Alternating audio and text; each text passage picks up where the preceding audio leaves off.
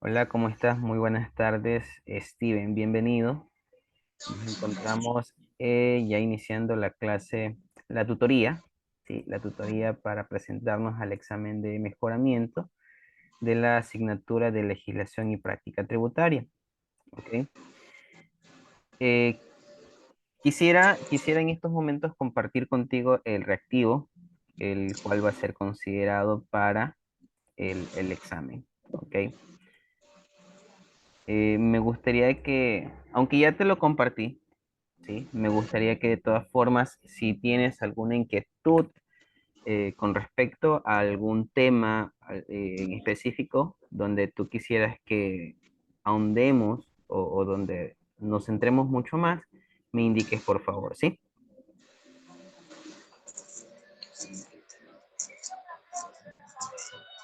Ya, listo.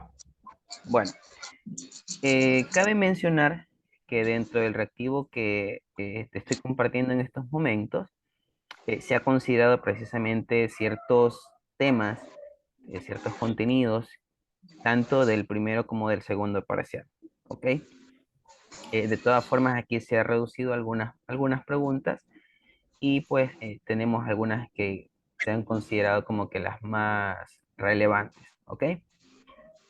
Entonces, de pronto quisiera saber con respecto a la unidad uno que tenía que ver con el código tributario. Tal vez has revisado alguna pregunta donde de pronto tú tengas inconvenientes o hayas tenido alguna dificultad en la que yo te pueda ayudar. Mm, em,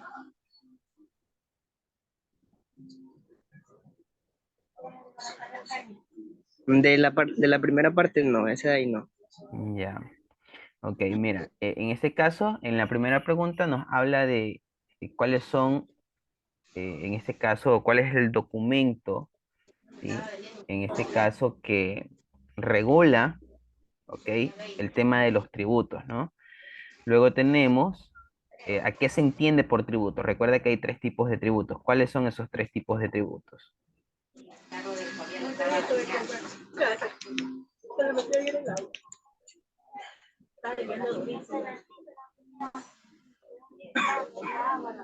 A ver, no le escuché bien. Ya, a ver, el código tributario, que en este caso es precisamente el documento que regula, ¿sí? Todos los aspectos tributarios en nuestro país, ¿sí? Este contempla o establece tres tipos de tributos. ¿Cuáles son esos tres tipos de tributos que tú conoces? A ver, Eh, o a qué se tribu- conoce como tributo. Ujú.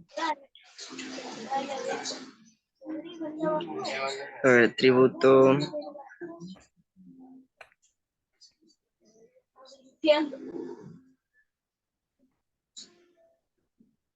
mm, Tributario.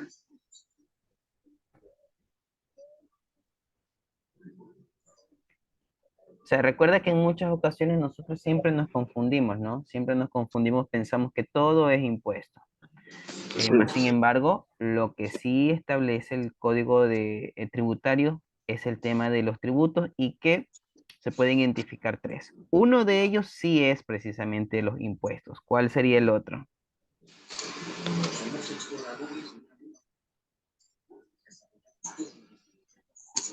La, Las tasas y las contribuciones especiales, ¿verdad? contribuciones fiscales. Ya. Ok, entonces de allí pues tendríamos que ir desarrollando cada una de las preguntas. ¿Ok? ¿Te parece si de pronto eh, nos vamos de pronto a algunos temas que son más prácticos y después retornamos a las teóricas, ¿sí? Sí. Ya, ok. Como te indicaba, yo te compartí el reactivo con la finalidad de que tú puedas irlo resolviendo, ¿ok? Si no logramos de pronto abordar todas las preguntas teóricas, tú lo podrías ir haciendo en el transcurso de la mañana, en el transcurso, bueno, de la tarde. Y si tú tienes alguna interrogante o algo que tú no estés totalmente seguro, tú me puedes escribir, por favor, para yo poderte ayudar despejando, ¿ok? La intención es Ok, que tú te puedas presentar al examen ya preparado, ¿sí? Que no hayan dudas, ¿ok? sí. Entonces, bueno, el primer grupo de preguntas tienen que ver mucho con la unidad uno, que es el código tributario, ¿ok? Una de las preguntas que a la final podría estar, ¿no? Es, ¿cuáles son los elementos de la obligación tributaria? ¿Cuáles son los elementos? De pronto tú conoces, recuerdas cuáles son esos elementos de la obligación tributaria. Eh, tener los permisos, ¿no? No necesariamente, verás. Cuando nosotros hablamos de los elementos de la obligación tributaria, estamos hablando de la ley, o sea que tiene que haber una normativa, ¿sí? Tiene que haber un hecho generador, algo que genere precisamente esta obligación con el Estado o con el SRI. Y pues también estarían el sujeto activo y el sujeto pasivo. Pasivo. Entonces, cuando hablamos de los elementos de la obligación tributaria, estaríamos hablando de eso. La ley, el hecho generador, el sujeto activo y el sujeto pasivo. ¿Ok? Ahora, ¿quiénes son el sujeto activo y quién es el sujeto pasivo? Ay, me voy, carajo. A ver, ¿quién es el sujeto activo? Em, sujeto activo. El servicio de rentas internas. Así es, muy bien, ¿no? El servicio de rentas internas. Y en consecuencia, ¿no? O por otra parte, ya ¿quién sería el sujeto pasivo? Ya sería quién, la persona natural o la persona jurídica que está obligada al cumplimiento de esa prestación tributaria, ¿sí? Sí. Ok, listo. Ahora, nosotros tenemos que la obligación tributaria es precisamente ese vínculo que existe, ¿sí? Ese vínculo que existe entre el Estado o las entidades acreedoras de tributo, porque recuerda que cuando hablamos nosotros de una obligación tributaria, o en este caso no solo hablamos de aquellas obligaciones que se tienen con el SRI, ahí podríamos estar hablando ya de una manera muy general, ¿sí? Puede ser el Estado, que lo representa el SRI, pero también puede ser una entidad acreedora de tributo, por ejemplo, un municipio, un GAT parroquial, un GAT provincial, ¿sí? Entonces, ¿qué es la obligación tributaria? Es ese vínculo que existe entre estas entidades acreedoras de tributo y los contribuyentes o responsables de ellos. ¿Sí? Ok. Eh, vamos aquí continuando. Ahora, esta obligación tributaria que se tiene en algún momento puede ser eh, extinguida. ¿Sí? ¿Cuáles consideras tú que podrían ser esos modos de extinción tributaria?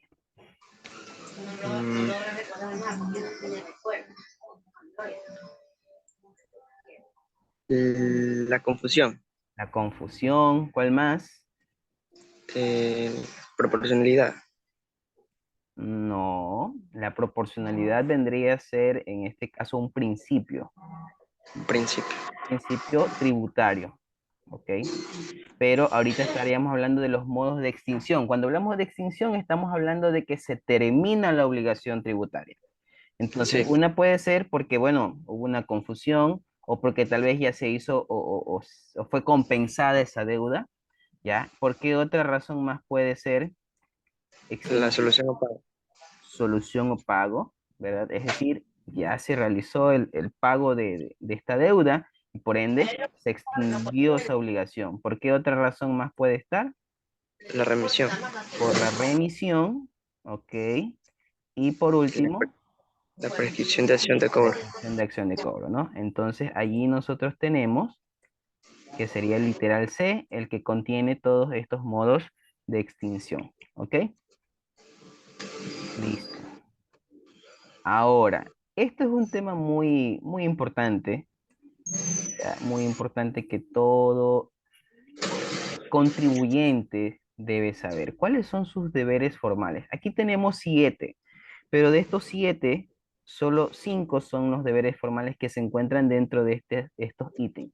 ¿Cuáles crees tú que pueden ser estos deberes formales?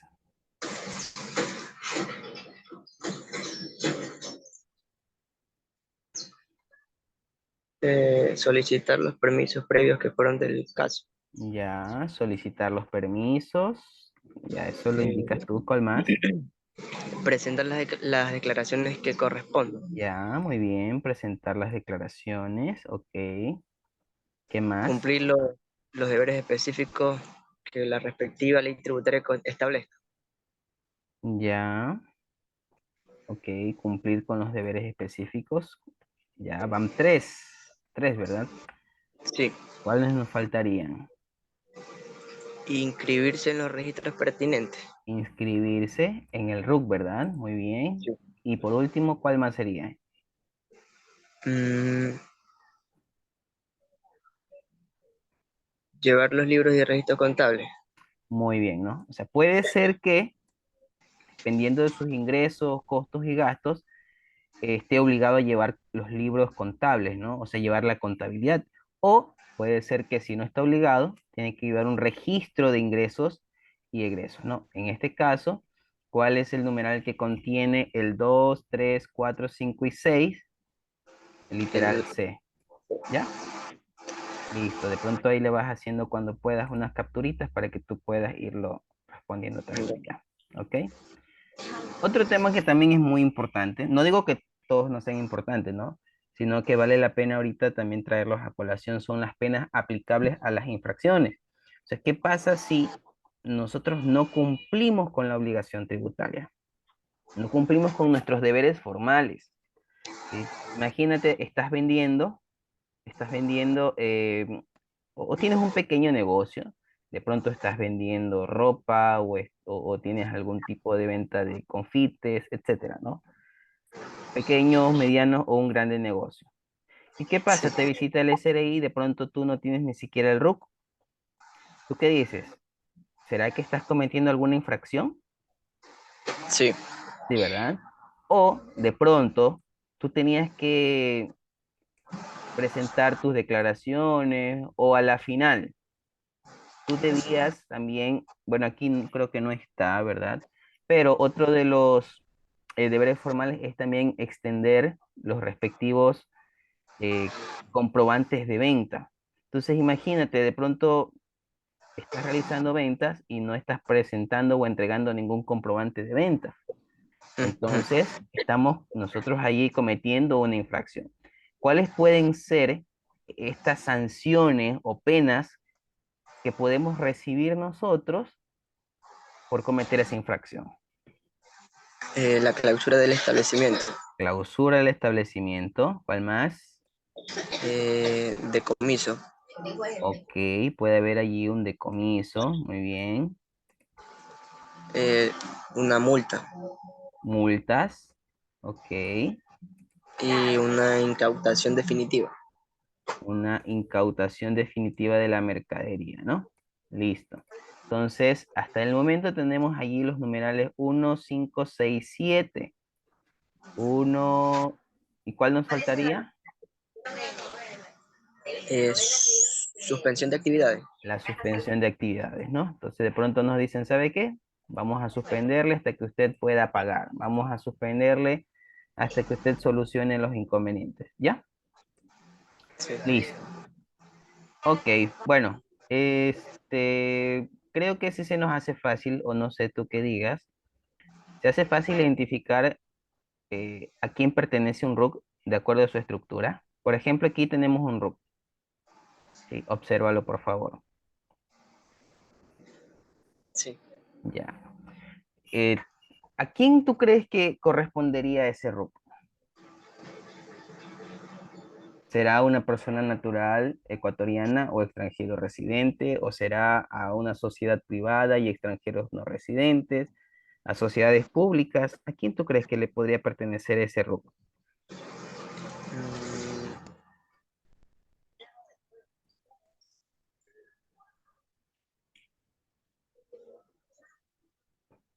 Sociedades privadas y extranjeras. ¿Ya? ¿Por qué tú creerías que es sociedades privadas? Porque ¿Qué nos dice aquí la estructura? cédula de Es ciudadanía. el número de cédula de ciudadanía y de ahí agregamos 001. Sí. Entonces, ¿quiénes tienen cédula de ciudadanía? Las personas naturales, Las ecuatorianas. personas naturales, ¿verdad? Entonces, como parte de la estructura del RUC, si es una persona natural, sea ecuatoriana o extranjera que resida en nuestro país, entonces inmediatamente su RUC va a ser su mismo número de cédula y el 001. Recuerda que Ah, para las sociedades existe otra estructura. El tercer dígito depende mucho de ellos, tanto para la empresa pública como para la empresa privada. Pero lo que debemos de saber siempre es que si es la cédula y el 001 es personas naturales. ¿Ok? Ya, listo. Tal vez alguna otra pregunta, algo que de pronto tú quisieras que nos centremos también. ¿Cuál es el plazo eh, mínimo que establece el Código Tributario respecto de los plazos de prescripción en el que deberán conservarse los comprobantes de venta, documentos complementarios, comprobantes de retención? ¿Cuál es el tiempo en el que deben de estar archivados todos estos documentos? A ver, 7 años. 7 años. Muy bien. Ya, listo. A ver, por aquí tenemos algo que de seguro nos va a ser de mucha ayuda. Tenemos nosotros aquí dos tipos de documentos. Tenemos los comprobantes de venta y por otra parte tenemos los documentos complementarios. ¿Ya? Ahora, la pregunta es, ¿qué es un comprobante de venta? ¿Cómo identificar cuál es un comprobante de venta? Ya tenemos justamente la pregunta, ¿qué es un comprobante de venta? Son todos los documentos que acreditan la transferencia de bienes y Con o la, la la prestación de trans- servicios, ¿verdad? Entonces, ¿cuáles de estos documentos que tenemos a la derecha sería entonces un comprobante de venta? Facturas, Facturas, muy bien. notas de débito. Seguro, la nota, mm, el comprobante de ay, venta. ¿Para qué te sirve la nota de débito?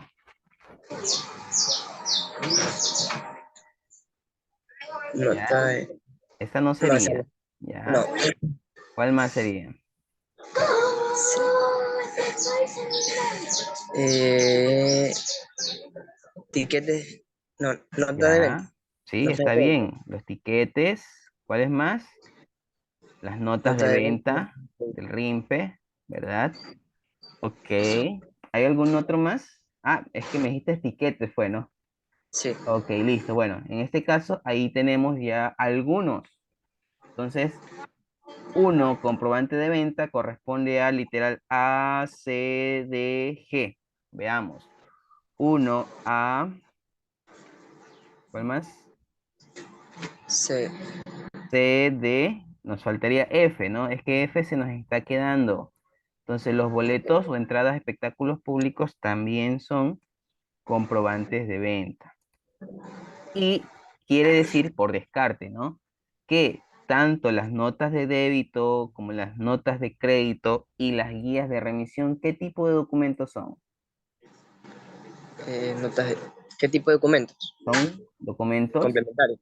complementarios, ¿verdad? Complementarios.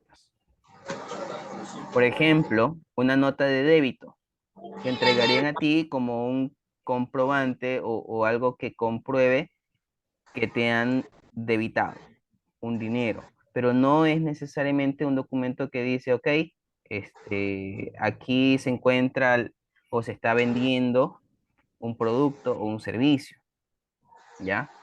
Listo. Pregunto yo, ¿qué tipo de documentos deben de entregar los contribuyentes que son considerados como RIMPE negocio popular? ¿Qué tipo de documentos? Notas de venta. Las notas de venta, ¿sí? Notas de venta. Muy bien. ¿Sí? Y en este caso, si ya se trata de una transferencia de bienes o prestación de servicios, ¿verdad? Entonces, ¿qué tipo de documento tiene que entregarse? Factura. ¿Ya? ¿Qué es el IVA? ¿Qué es el IVA? Cobra. A ver, ¿tú qué dices? ¿Qué es el IVA? Es un impuesto que grava ¿al valor de qué?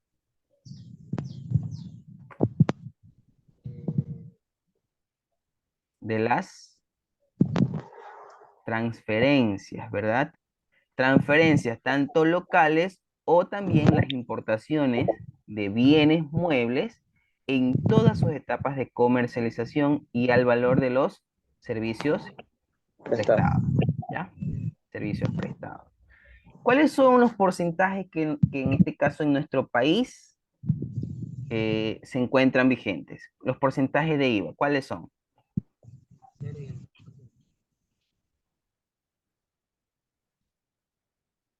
Tenemos el 0 y el 12, 10, 20, 30, 70 o ninguna es correcta. ¿Tú qué dices? ¿Cuáles son los porcentajes de IVA?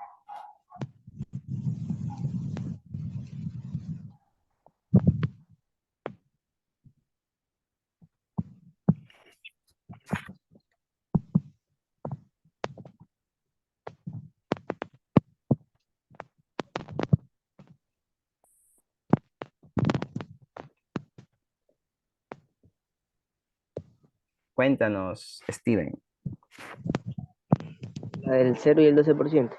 El 0 y el 12, ¿verdad? Mira que el 10 y el 20% no son porcentajes o no son tarifas del IVA, sino son porcentajes de retención de IVA, ¿sí? Entonces, no podríamos nosotros allí confundirnos. Estos son porcentajes de retención que aplican para entre contribuyentes especiales y el 30 y 70 son en cambio también porcentajes de retención para, en este caso, cuando un contribuyente especial le realiza una retención a otro tipo de contribuyentes. Entonces, las tarifas son el 0 y el 12, ¿ok? 0 y 12, ¿sí?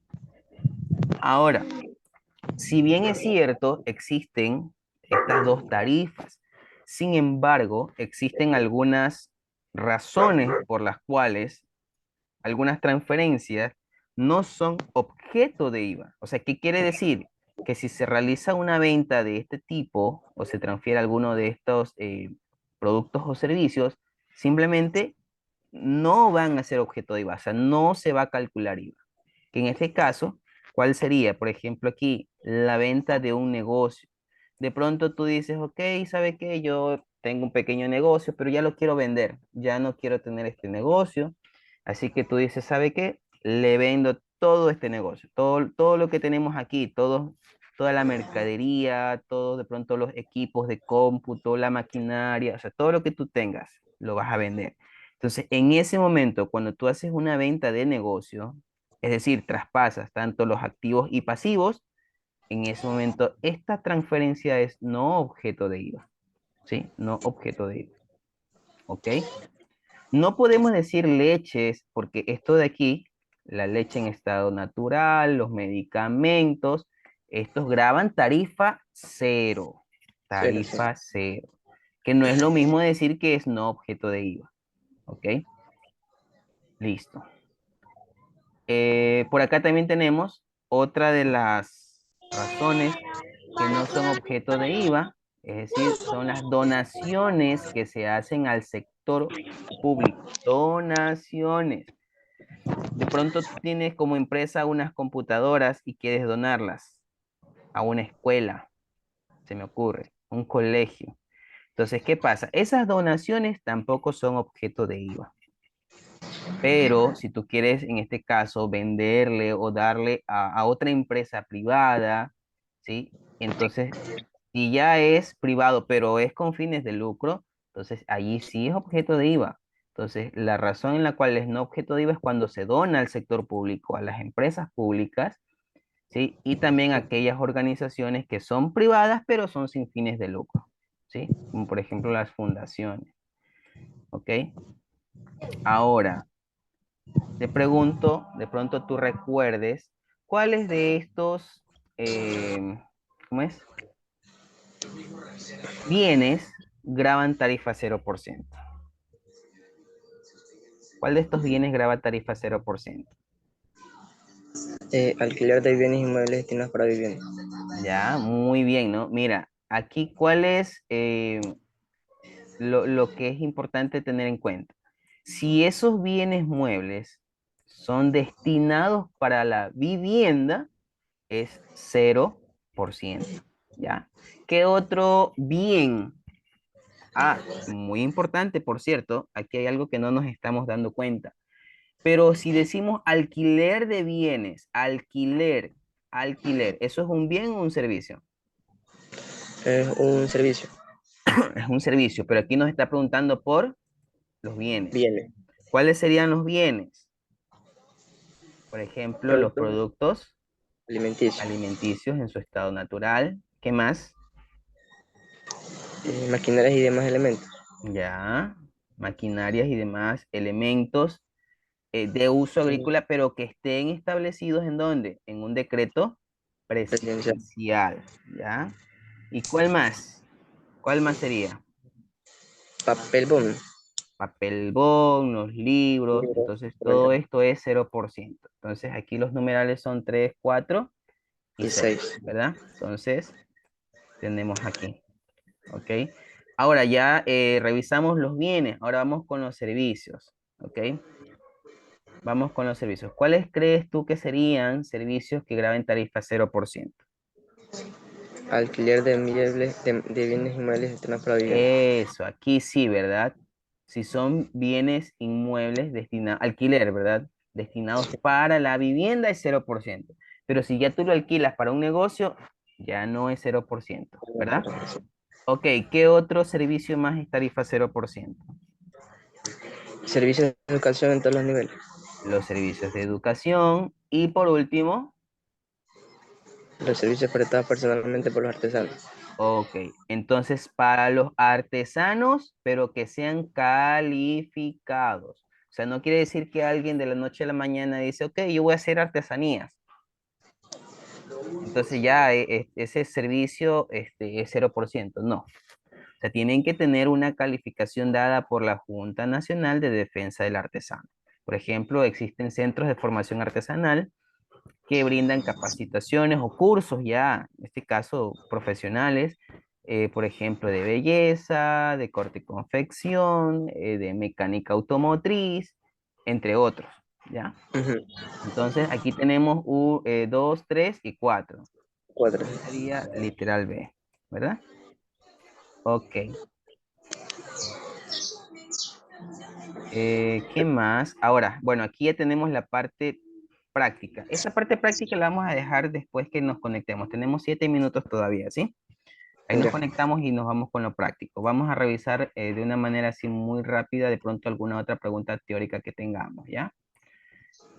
A ver, aquí hay una pregunta que yo siempre les hago a ustedes. Vamos a ver si de pronto tú recuerdas. ¿Quién es la persona? ¿Quién es el que tiene que hacer la retención? ¿Quién está obligado a retener? Eh,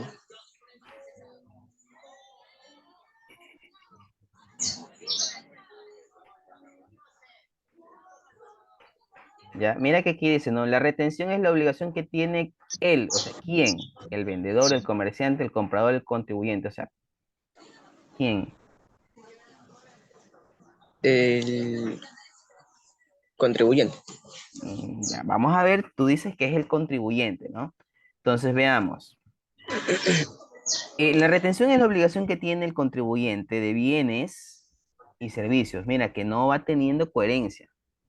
Ya. Es el contribuyente de bienes y servicios de no entregar el valor total de la adquisición al proveedor, sino de guardar o retener un porcentaje por impuestos. Este valor debe de ser entregado al comprador.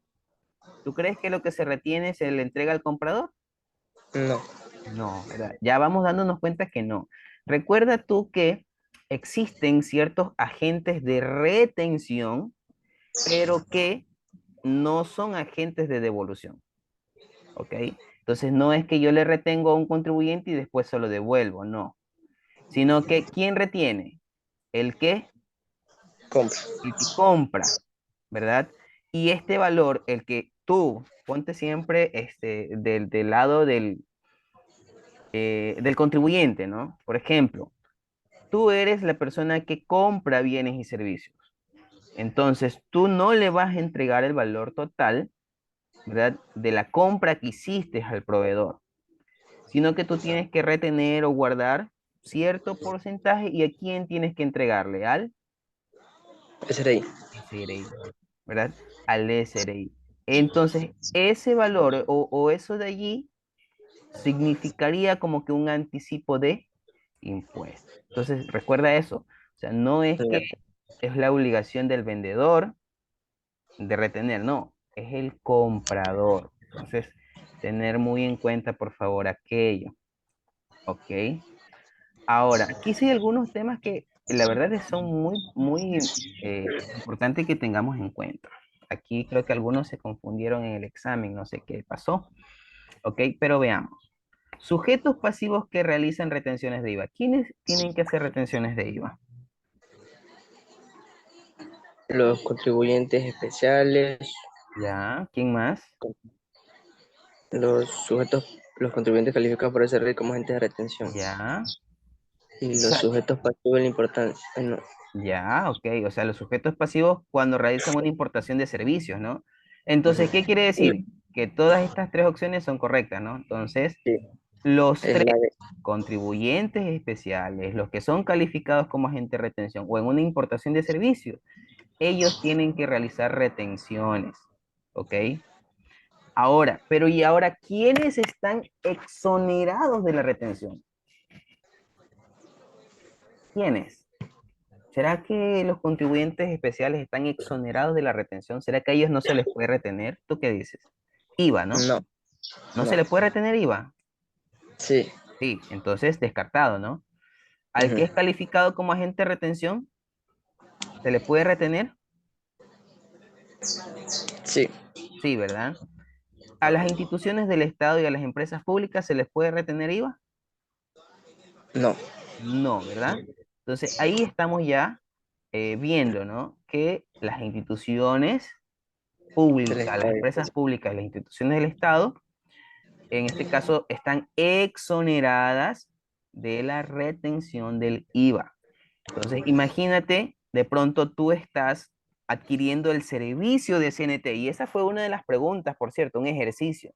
Estás comprando un servicio, estás pagándole de pronto el servicio de internet o de teléfono, ¿ya? Supongamos que es el del internet. Entonces, ¿qué pasa? Tú como tal estás adquiriendo, sí, deberías de realizar una retención posiblemente, ¿verdad? Porque estás adquiriendo, estás en posición del comprador. Pero ¿qué pasa? ¿Quién es la persona que te está vendiendo? Si hablamos de CNT, es una empresa pública. Entonces allí no le podemos realizar una retención porque ya están exonerados. ¿Ok? Exonerados. ¿Listo?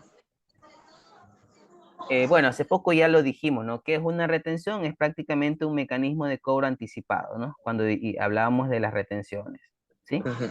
¿Y cuál es el monto mínimo para retener, Steven? $25, 50, 100, o no hay ningún monto establecido? Cuéntame. El monto mínimo de retención es de $50. $50. Muy bien, ¿sí? $50. ¿Listo?